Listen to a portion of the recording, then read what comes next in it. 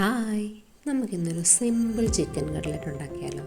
നമ്മുടെ സാധാ വീട്ടമ്മമാർക്ക് വേണ്ടി സ്പെഷ്യൽ ഒരു ചിക്കൻ കട്ട്ലറ്റാണ്. അപ്പം കുറച്ച് സവാള, വെളുത്തുള്ളി, ഇഞ്ചി അരിഞ്ഞ് ഇതുപോലെ വഴറ്റുക. സവാള ഇഞ്ചി പേസ്റ്റ് ആക്കേണ്ടവർക്ക് പേസ്റ്റ് ആക്കിയിടാം. ഒരു ഉരുളക്കിഴങ്ങ് വേവിച്ച് വെക്കുക. കുറച്ച് കറിവേപ്പില, കുറച്ച് തേങ്ങ ചിരകിയത്, അത് ഓപ്ഷണൽ. ചിക്കൻ വേവിച്ച് വെച്ചത്, ബ്രെഡിൻ്റെ പൊടി, പിന്നെ നമ്മളൊരു മുട്ട പതപ്പിച്ച് വെച്ചതാണ്, അടിച്ച് വെച്ചതാണ്. കുറച്ച് ഉപ്പിട്ട് അടിച്ചാൽ നല്ല ടേസ്റ്റ് കിട്ടും. പിന്നെ നമ്മുടെ എല്ലാം വഴറ്റുക. അപ്പം നമ്മൾ ചിക്കൻ വേവിക്കുമ്പോഴേ ഒന്നെങ്കിൽ ചിക്കൻ കറിയിൽ നിന്ന് കുറച്ച് ചിക്കൻ അങ്ങ് എടുത്താൽ മതി. വീട്ടമ്മമാർക്ക് എളുപ്പമാണ്, ടേസ്റ്റ് മാറ്റം ഒന്നും ഉണ്ടാകില്ല. അല്ലെങ്കിൽ നമുക്ക് ഇഷ്ടമുള്ള മസാലകളൊക്കെ ഇട്ട് കുറച്ച് ചിക്കൻ വേവിച്ചതുപോലെ നുള്ളി ആദ്യമേ തന്നെ മാറ്റി വെക്കണം. പിന്നെ ഒരു സ്പൂൺ കുരുമുളക് അതിൻ്റെ അകത്തോട്ടിടുക. അത് കഴിഞ്ഞ് കറിവേപ്പില ഇടുക. അത് നല്ലപോലെ ഇട്ട് ഇളക്കി കഴിയുമ്പോൾ നമ്മുടെ വേവിച്ച് വെച്ച് ഉരുളക്കിഴങ്ങ് ഇടുന്നു. അത് നല്ലപോലെ ഇളക്കി മിക്സ് ചെയ്യുക.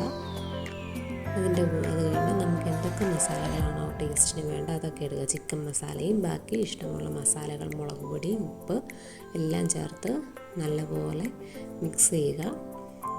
അത് കഴിഞ്ഞ് തേങ്ങ ഇഷ്ടമുള്ളവരിടുക, വേണ്ടാത്തവരത് സ്കിപ്പ് ചെയ്തേക്കുക. ഒരു ടേസ്റ്റ് കൂടുതൽ കിട്ടും തേങ്ങ ഇട്ടാൽ. പിന്നെ അതിലോട്ട് നമ്മൾ വേവിച്ച് വെച്ച ചിക്കൻ ഇടുന്നു. നമ്മുടെ ഇഷ്ടം, നമ്മുടെ ടേസ്റ്റ് അതനുസരിച്ച് വേവിച്ച് വെച്ച ചിക്കൻ ഇട്ട് നല്ലപോലെ ഇളക്കി എല്ലാം കൂടെ മസാലകൾ എല്ലായിടത്തും മിക്സ് ആക്കിയിട്ട് 2 സ്പൂൺ വെള്ളം കൂടെ ഒഴിച്ചാണ് ഞാൻ ഇളക്കി വെച്ചിരിക്കുന്നത്. ഒരു 5 മിനിറ്റ് നമുക്ക് അടച്ച് വെച്ച് നല്ലപോലെ വേവിച്ചെടുക്കാം, മസാല എല്ലായിടത്തും പിടിക്കാനായിട്ട്. ഓക്കെ, ഇതുപോലെ നല്ലപോലെ അമർത്തി അടച്ച് വെച്ചേക്കാം. നമ്മൾ വേവിച്ച് വെച്ചാൽ നമ്മുടെ മസാല കൂട്ടുമെല്ലാം ഇട്ട് വേവിച്ച് വെച്ച് എടുത്ത് വെച്ചിരിക്കുന്നു. എണ്ണ വെച്ചിരിക്കുന്നു, കുറച്ച് എണ്ണ വെച്ചാൽ മതി. നമ്മുടെ ചിക്കനൊക്കെ എടുത്ത് ഇങ്ങനെ ഒരു ഷേപ്പ്, നമുക്ക് ഇഷ്ടമുള്ള ഷേപ്പിൽ പരത്തിയെടുത്ത് മുട്ടയ്ക്കകത്ത് തിരിച്ചും മറിച്ചും പയ്യെ ഇട്ട് മുക്കുക.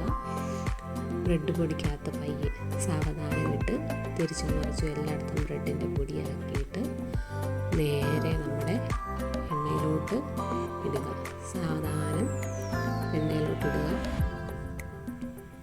എണ്ണയിലിട്ട് ലോ ഫ്ലെയിമിലിട്ട് വെച്ച് വേണം വേവിക്കാൻ.